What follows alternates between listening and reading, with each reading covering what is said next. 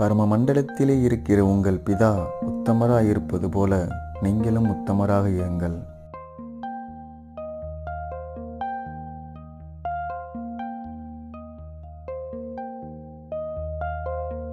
தாழ்ந்த நிலையில் உள்ள உன் சகோதரன் தன் உணர்வை நினைத்து ஆனந்தம் அடைவான், ஒரு நாள் உயர்வடைவான்.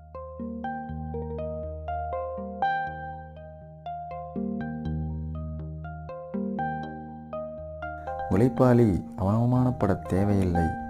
உன் முகத்தின் வியர்வையில் வரும் பணத்தில் ரொட்டி சாப்பிடுவாயாக.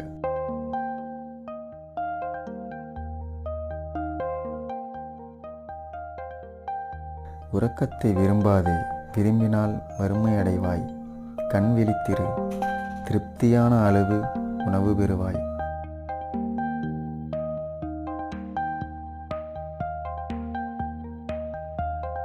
தன்னைத்தானே உயர்த்திக் கொள்கிறவன் தாழ்த்தப்படுகிறான், தாழ்த்திக் கொள்பவனோ உயர்த்தப்படுகிறான்.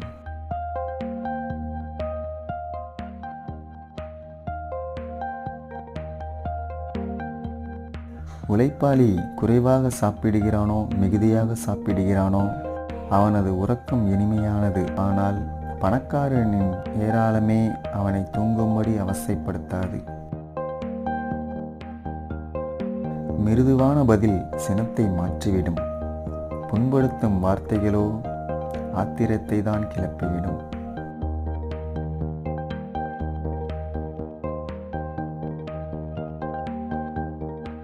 பணத்தாசை பிடித்தவர்கள் ஆசை தூண்டுதல்களிலும் சூழ்ச்சி விலைகளிலும் பல அசட்டுத்தனமான புண்படுத்தக்கூடிய மோகங்களிலும் விழுகிறார்கள்.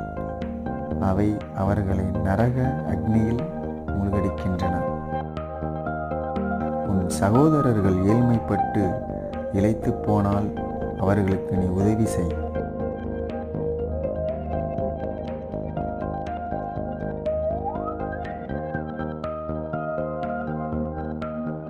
உடைகளுக்காக நீங்கள் கவலைப்படுவானேன்.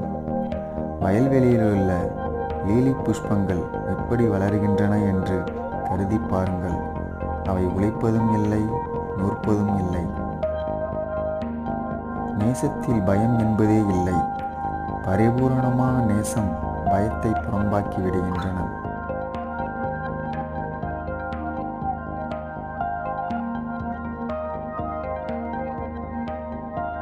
சரீர முயற்சியின் பலன் சிறிதளவே, ஆனால் தெய்வீகத்தன்மையோ எல்லாவற்றிலும் அதிக பலன் தருவதாகும்.